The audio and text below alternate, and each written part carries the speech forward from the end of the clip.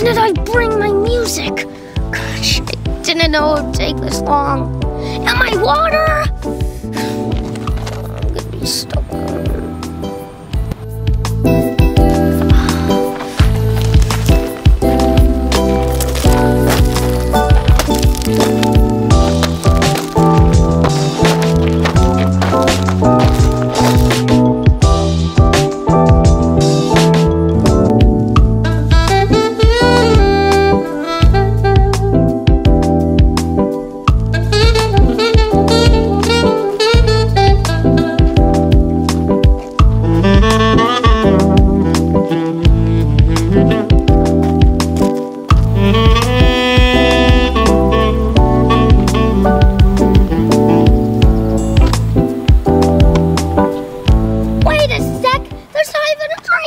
Here.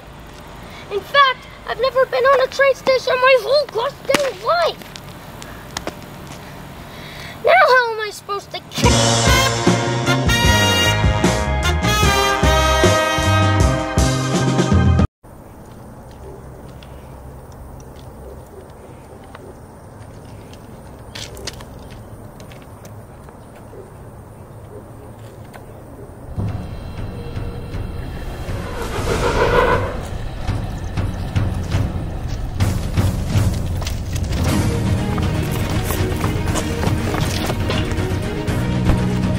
Jeez, you're like a little spider monkey. Why won't you go to sleep? Because you got noodle arms, kid.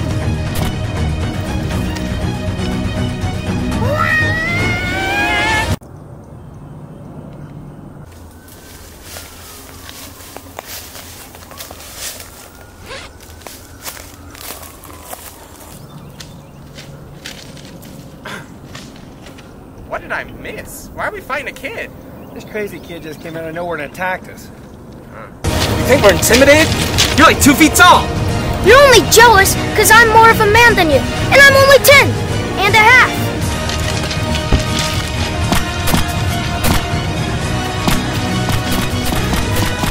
Ooh!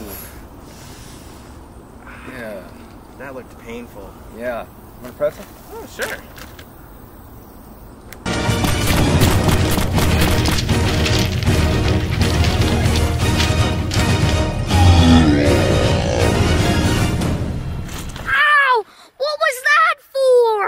Yeah, bro. You just hit a kid. What's wrong with you? How am I supposed to fight him then? Just kidding. Your turn.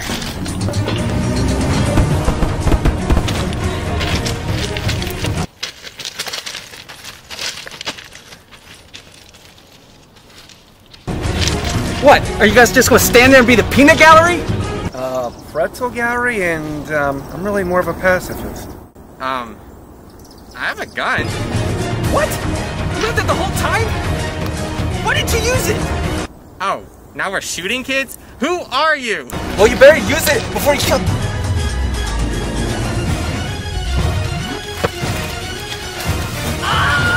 You guys talk to me.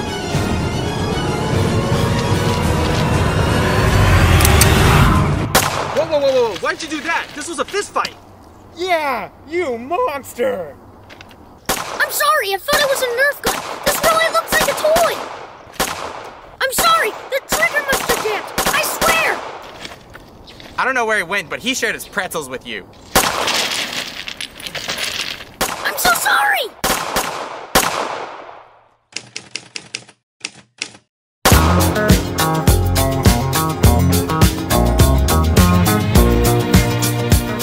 Trains.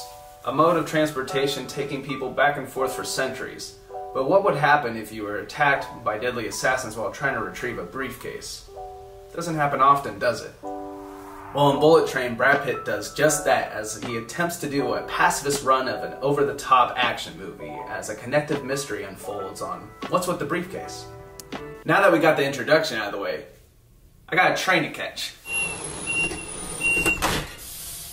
This trip across Japan's long train station is brought to you by director David Leitch, who directed Deadpool 2 and Netflix's Atomic Blonde, along with being heavily involved with the John Wick films. Right off the bat, this movie is unapologetically wacky and different. The tone is very interesting and almost conflicting as its characters are self-serious while a lot more are ridiculous and match the over-the-top tone of the film. While I thoroughly enjoyed it, I can see this throwing people off. The movie looks great as the camera always has this focused energy to it as it bounces between beautiful picturesque shots and over-the-top sequences. Action is over the top in the best of ways with a lot of luck-based events that play into the action scenes that tie into the movie's plot.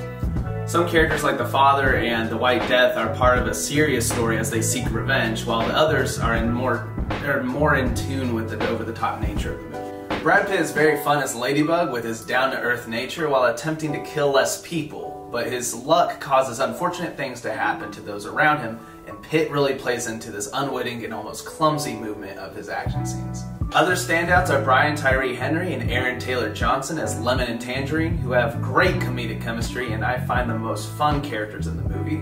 Lemon in particular having one of the best running jokes involving Thomas the Tank Engine. Some characters were a little more cartoonish like Zazie Beetz and Bad Bunny, who play the Hornet and the Wolf respectively. They tend to be one note and play an almost cartoony archetype but still fit in a very over-the-top movie. It gets to a point where I was worried and certain characters wouldn't make it through the movie because of their entertaining and lovable nature. The soundtrack is also really fun with foreign renditions of classic pop songs like Stayin' Alive by the Bee Gees and Japanese, while there are Spanish songs in the Bad Bunny sequences and a Japanese version of Holding Out for a Hero in the finale. The humor might be hit or miss for some people since it's very character-based, and I found it very hilarious with most characters, but with a few they weren't as good. The pace is interesting because it's really quick with its line deliveries and action at times, so it could become overwhelming for some of the audience at certain points, yet at some character beats play out, there's a slight drag to the film I felt on both viewings, but I find it not to be that bad overall. The plot is very complex, and this might be a negative for some viewers as there are so many who's connected to who bits and plans at play, but I enjoyed it and felt like the movie was good about showing flashbacks to establish backstories as well as show the connection characters are making in their thinking. It keeps the audience up to date with what's going on in the film. Fate and luck might be seen as cop-outs for movie logic, but it's part of the themes as well as plot and makes the movie so fun and entertaining, along with being kind of a secret domino movie. There's so much subtle setup and scenes that won't pay off till later or repeat viewing, so watch the movie multiple times. Now we're going to get a little in-depth into spoiler territory, so if you haven't seen the movie, please skip to the other parts of this video, and I'll see you there.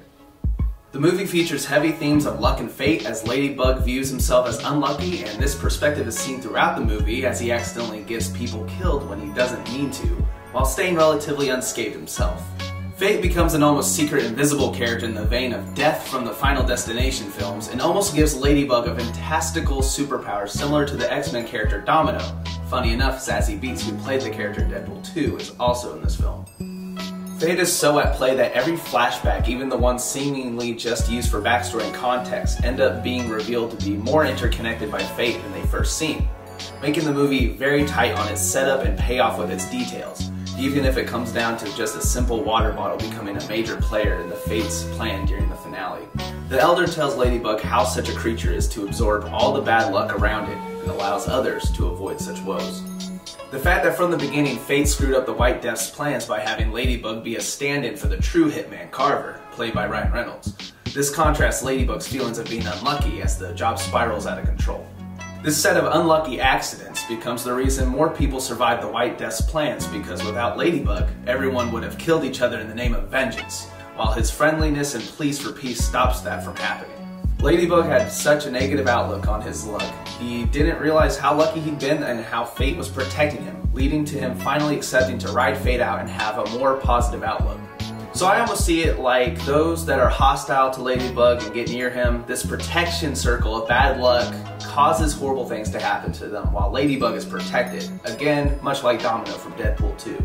This movie overall is one of the most entertaining movies of the year as it blends well-crafted character-based comedy with fun stylized action that's effective and unique in its execution thanks to the movie's premise on luck and fate. It's filled with plenty of lovable characters that ride the spectrum of self-serious to downright wacky, making you hope certain ones make it to the end. I love this movie and seeing it the first time thought it was perfect in what it was trying to accomplish with the second viewing reinforcing this. It came down to when writing the review, I realized some downfalls with the slight drag in pace and complex storytelling might be too much for some viewers, so it knocked it down a little bit for me. But I still think most people will highly enjoy this movie. So while I can see the movie being for most in the 7s, I'm going to give it an 8.3. Check out this movie, it's one of the most fun and entertaining movies of the year. Well, this is my stop. I'll see you guys some other time. I can't believe what happened to those guys.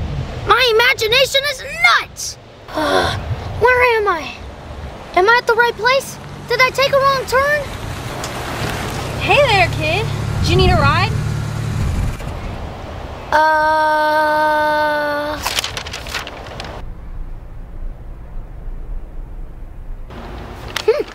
Well, that's convenient. Well, are you coming?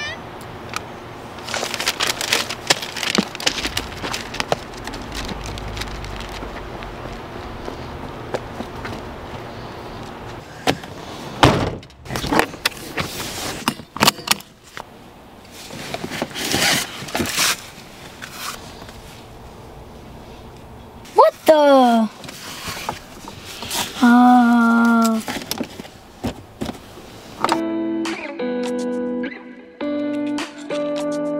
Well, I'm pretty sure I just broke all my parents' rules about strangers. Except for Candy. What was that? Nothing.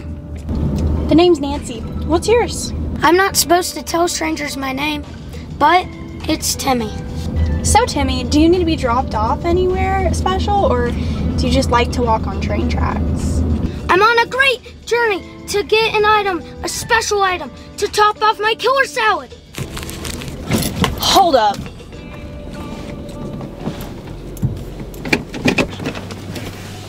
You're getting that? Yeah. You know how weird that is? And borderline awful? It can't be that bad. And you're getting some special version. I don't know, kid. Are you sure it's worth all the trouble? I guess we'll have to see. Okay, yeah. Well, you're in luck, my little friend. I know exactly where we need to go next. You do? Yeah, I know the exact country folk you need to meet. Your little list is inquiring.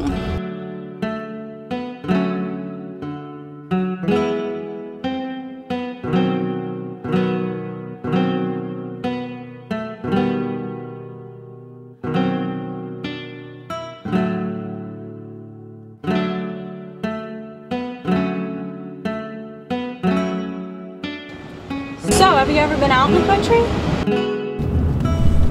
Nope.